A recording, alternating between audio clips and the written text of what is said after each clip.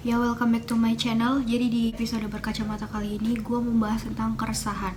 Yang pasti kalian udah pada tahu keresahan itu apa ya. Perasaan tidak menyenangkan akibat dari faktor eksternal ataupun internal. Kadang resah sama lingkungan sekitar bikin kita emosi, entah karena berita, perkataan, atau perilaku orang lain. Dan ini juga yang membuat gue punya YouTube dan blog untuk media berkreasi gue atau media misuh gue.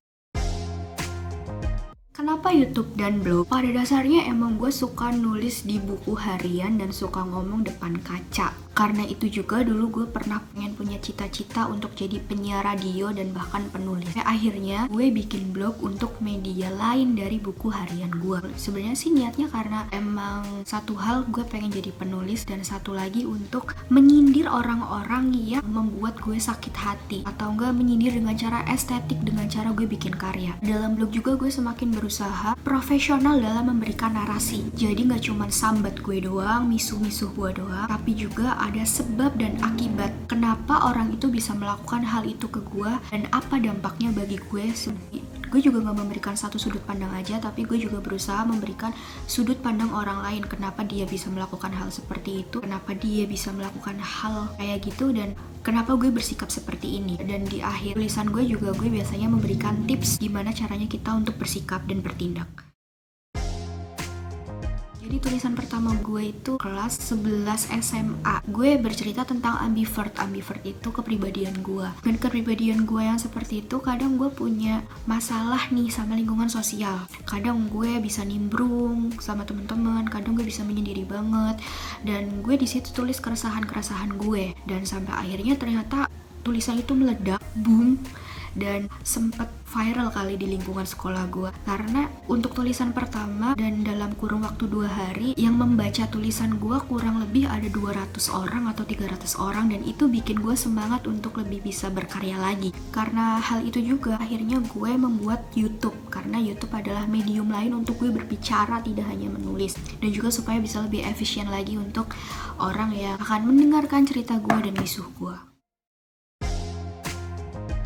Manfaatnya setelah gue bikin YouTube dan blog banyak banget. Jadi ternyata setelah gue bikin channel YouTube, banyak orang yang merasakan keresahan yang sama. Beberapa dari mereka ada juga yang DM dan mengajak diskusi. Hal itu yang bikin gue ngerasa ini adalah media bagus supaya orang-orang yang mungkin punya pengalaman yang sama kayak gue, dia bisa ikutan sharing dan bisa speak up. Hal itu gak cuma jadi komunikasi satu arah, tapi juga punya komunikasi 2 arah yang sehat. Dan sebenarnya kenapa gue bikin blog dan YouTube, satu alasan yang sangat mendasar adalah untuk pengingat gue pribadi. Ada beberapa video atau tulisan gue yang gak jarang gue diingetin sama mereka. Contohnya kemarin gue mungkin lagi suka banget belanja baju. Dalam hati gue berkata, Lintang, tidak usahlah engkau membeli baju ini karena bajumu sudah banyak. Tapi otak gue berkata, nafsu gue berkata, Lin, lo harus punya nih, ini tuh baju adem biar lo bisa tidur nyenyak karena lo kan punya insomnia.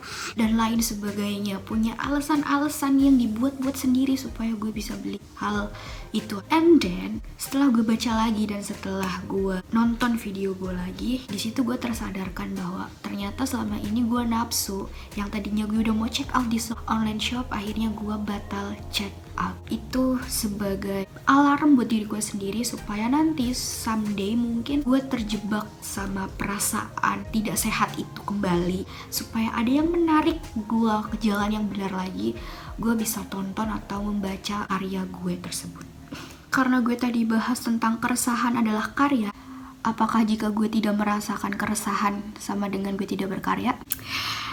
Iya, bisa dibilang iya. Tapi dari orang-orang yang mensupport gue, akhirnya gue berusaha untuk kreatif. Gue juga jadi belajar tentang isu sosial yang dulunya gue tidak concern terhadap hal tersebut. Sampai akhirnya gue sekarang berusaha untuk concern dengan lingkungan gue. Karena gue berpikir gue pengen punya tanggung jawab terhadap konten gue ini, supaya minimal konten ini bisa menjadi media diskusi yang baik, yang bagus, yang berinovatif juga. Dan yang pastinya supaya bisa lebih produktif lagi.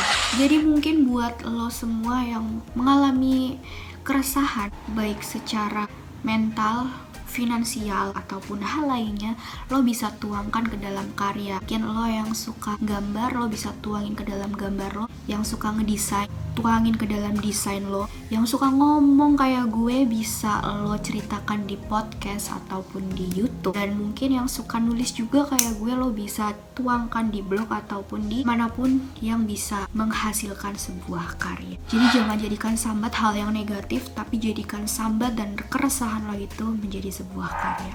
Oke, itu aja dari gue. See ya.